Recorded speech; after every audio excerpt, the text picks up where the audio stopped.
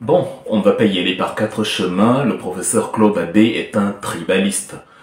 Il incarne tout ce qu'il y a de pourri au Cameroun. Il incarne tout ce que la société n'aime pas quand elle veut évoluer. Il incarne tout ce qu'il y a de rétrograde quand vous pensiez à l'avenir.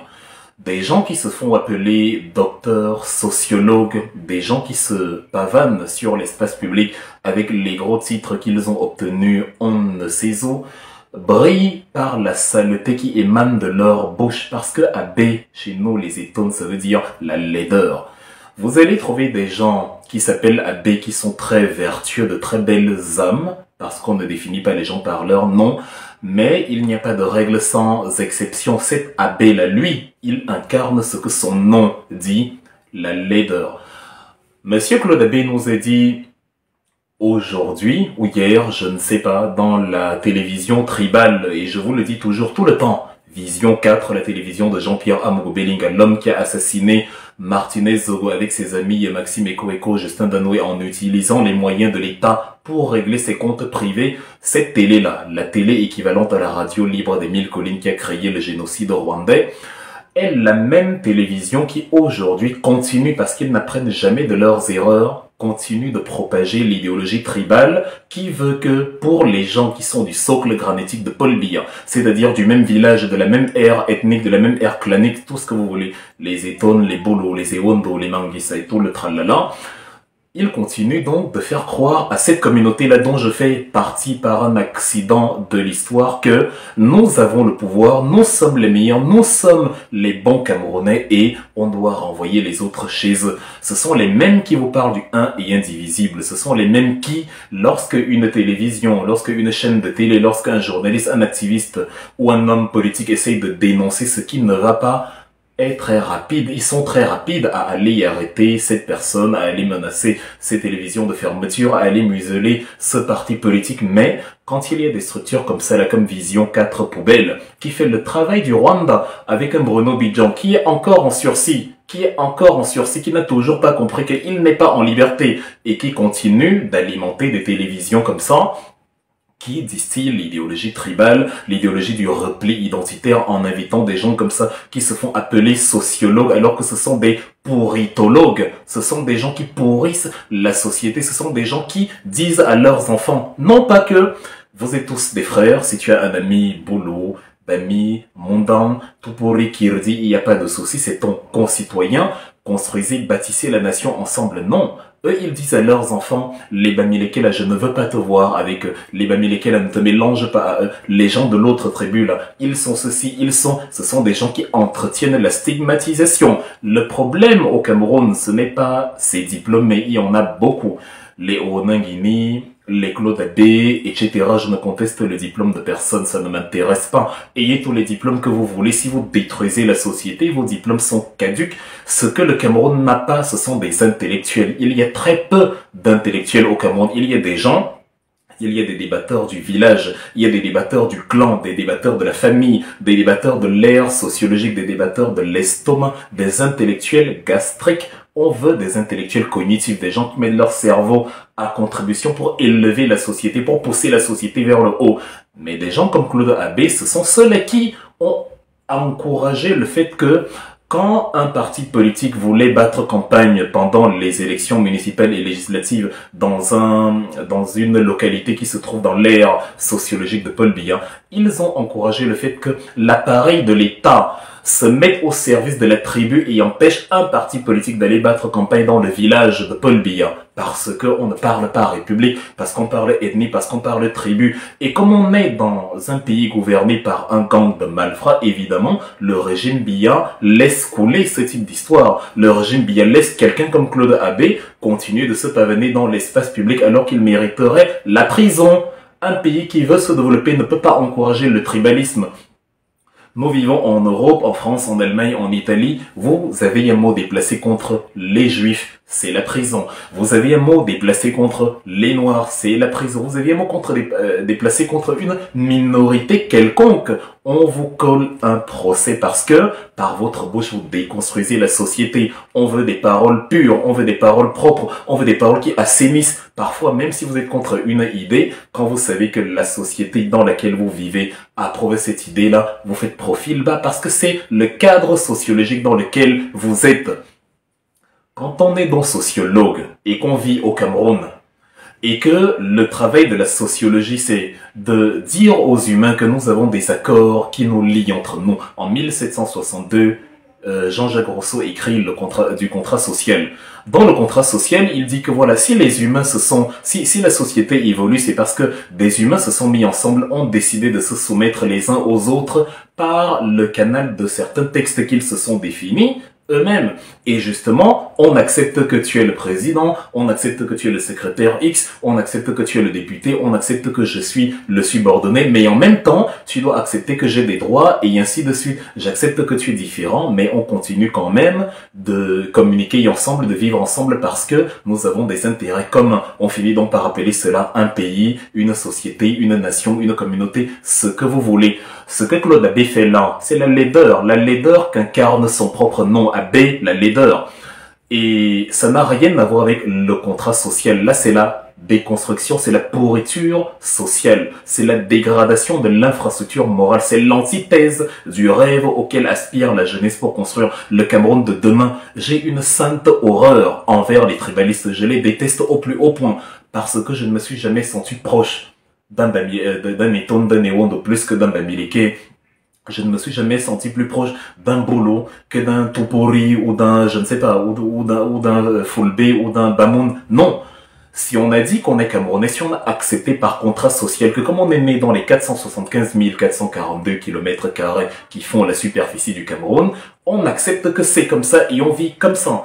Je ne cherche pas à savoir, tel il a fait ci, il n'est pas de ma tribu, donc je n'accepte pas. Non, on doit aimer, comme j'ai dit dans une vidéo que j'ai fait il y a 3 jours, on doit aimer la justice. Aimer la justice signifie haïr l'injustice, d'où qu'elle vienne. Donc, si mon cousin, si mon ami a tué, je dois dénoncer le meurtre. Si quelqu'un que je ne connais pas est victime d'injustice, je dois dénoncer l'injustice, même si l'injustice profite à quelqu'un qui est de ma famille ou de ma structure la plus proche. Voilà une société, voilà le travail d'un sociologue. La sociologie, c'est justement la fabrication d'un monde, d'un cadre, d'une ville, d'un pays où tout le monde travaille pour l'intérêt de tout le monde.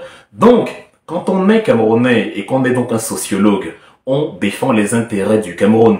Monsieur Claude Abbé qui nous dit que les Bamileke, il ne cite pas leur nom, mais même le dernier des crétins sait qu'il parle des Bamileke et c'est ça que je ne supporte pas qu'à un moment donné, on finit par faire comme si on ne savait pas de quoi il s'agissait. Depuis Lamberton, depuis la colonisation, on a créé un carcan idéologique où on est en train de stigmatiser une tribu, à savoir les Bamileke, pour je ne sais quelle raison. Je ne suis pas Bamileke et je n'ai aucun problème particulier avec eux. Si les Bamileke décident d'acheter une parcelle de terrain dans mon village, ils viennent me voir, ils me disent qu'ils veulent le terrain, mais j'ai la liberté de leur dire je ne vous le vends pas. C'est la loi du marché, la relation entre l'offre et la demande. Tant qu'on ne vous oblige pas. Ce qui oblige, ce qui rase, ce qui chasse, c'est justement ceux qui tiennent le pouvoir actuellement. Et là-dedans, vous trouvez tout type de tribus. Parce que les deux tribus au Cameroun, comme on le dit toujours, c'est la tribu du gang de malfrats autour de Paul Biya qui gouverne et la tribu des pauvres Camerounais qui n'ont rien pour se défendre quand la magistrate X, quand le colonel Y utilise la police, la gendarmerie pour venir justement les museler. Voilà la tribu d'en bas qui fait face à la tribu d'en haut. La tribu d'en haut, c'est le gang de voyous qui, autour de Mbargangele, ont décidé que ceux qui n'aiment pas Paul Biya, depuis la diaspora, ne peuvent pas demander leur passeport. Au mépris de la loi camerounaise, on interdit justement la pièce d'identité, un droit fondamental à un citoyen, parce qu'il ne doit pas dire que Paul Biya est un voleur, est un brigand, est un tueur, que c'est lui qui a provoqué la guerre du Nozo. Non, il doit dire Paul Biya Ayoub, c'est le plus beau, et que Franck Biya sera le prochain président, et qu'on doit tous être d'accord. Voilà donc les tribus qu'il y a au Cameroun, ceux d'en haut, ceux d'en bas, ceux d'en haut qui par tribalisme, par haine et par abus de pouvoir utilisent les moyens de l'État pour faire mal à autrui en sachant qu'ils ne vont pas à rendre des comptes. Mais quand on est Camerounais et qu'on veut protéger le Cameroun, on défend donc les intérêts non pas d'une cohorte d'individus, mais du pays tout entier. Et donc, On regarde qui met vraiment le Cameroun en danger. Sur le plan interne, c'est donc des tribalistes comme Claude Abbé qui n'ont rien à faire. On ne doit plus inviter ce type d'énergumène sur un plateau, quel que soit votre titre, quel que soit le grade que vous avez. À partir du moment où vous disiez la haine, à partir du moment où vous créez les inimitiés entre concitoyens, à partir du moment où vous disloquez le tissu social, vous êtes le premier des crétins et vous n'avez plus rien à faire devant une caméra où des gens vous écoutent. Et des poubelles télévisuelles comme Vision 4 Ordures n'ont aucune raison de continuer à exister. Avec des gens comme Bruno Bidjan à qui on doit rappeler que il est en sursis. En sursis signifie qu'au moindre faux pas, vous retournez là où vous avez été temporairement libéré. En sursis signifie pendant une certaine période d'observation, vous n'avez pas droit à l'erreur. Et quand on laisse le tribalisme se propager dans une télévision qui a déjà pour réputation d'être un élément catalyseur du tribalisme au Cameroun, mais c'est incroyable. Enfin bref, les Français sont arrivés au Cameroun. On parle d'Orange Cameroun ces derniers temps. L'opérateur Orange Cameroun, c'est 800 milliards de francs CFA chaque année, chaque mois. Ce qui nous fait donc x12, 9600 milliards de francs CFA. Il gère à lui seul, Orange Cameroun, qui n'est pas camerounais, même s'il y a Cameroun dedans, 70% dont les 3/4 littéralement des transactions financières au Cameroun. Et dans chacune, il touche un pourcentage. 9600 milliards de francs CFA, c'est presque le double du budget annuel de l'État du Cameroun, qui est géré par un concessionnaire privé, Orange Cameroun, qui est un opérateur privé. C'est-à-dire, il y a qu'au Cameroun, vous venez, vous voyez des transactions entre le même opérateur, les mêmes banques, les mêmes circuits sont payantes. Vous allez en France, dans le pays de Orange Cameroun, vous faites un virement de la Société Générale à la Société Générale, c'est gratuit. De la Banque Postale à la Banque Postale, c'est gratuit. Mais chez Orange, vous essayez d'envoyer de l'argent par Orange à quelqu'un, on vous facture, et on vous facture des sommes incroyables, et les prestations ne sont pas à la hauteur des sommes que vous avez consenti.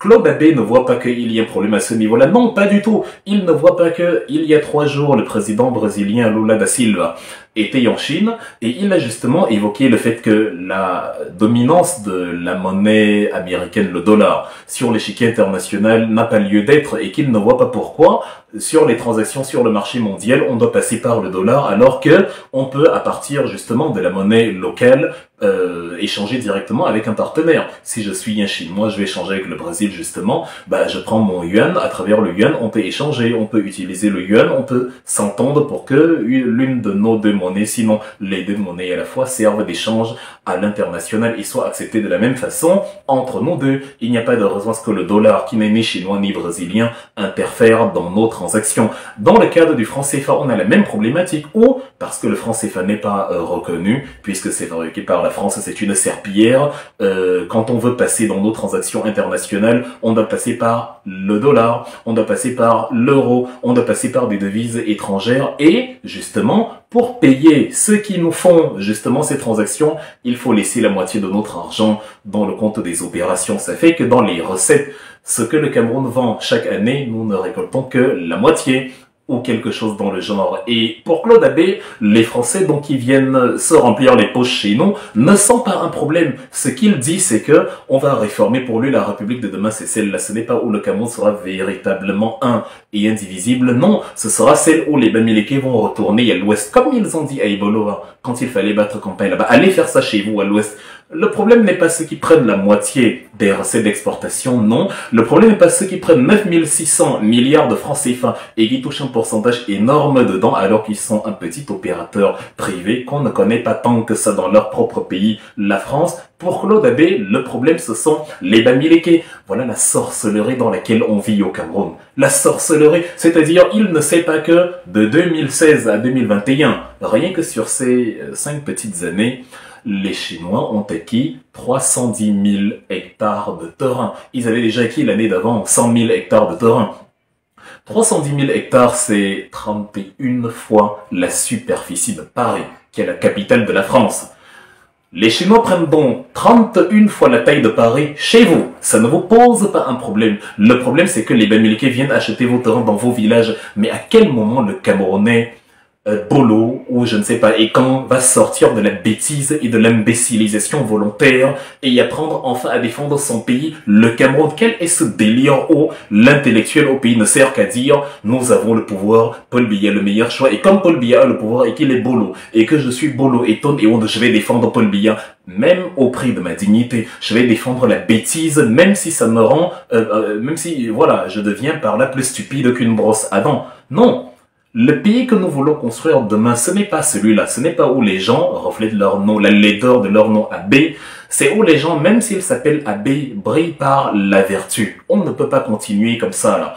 Mais franchement, en fait, c'est incroyable. Et vous avez ces gens-là qui vont donc vous dire, viens parler si on voit, vous parlez, vous salissez l'image du Cameroun, vous salissez l'image de votre pays à l'étranger. À quel moment on construit le pays? Quand on promeut comme ça la saleté, à quel moment on construit la nation quand on dit à ses concitoyens, allez chez vous, vous arriverez en France, parce que beaucoup de ces gens-là, ils ont étudié en France, en Angleterre, en Espagne, en Allemagne, vous allez vous plaindre du racisme. Si les Européens sont racistes envers vous, si les Chinois sont racistes envers vous en Chine, si les Arabes tuent vos femmes au Liban, en Turquie, c'est parce qu'ils voient que dans vos propres pays, vous êtes les principaux promoteurs de la saleté.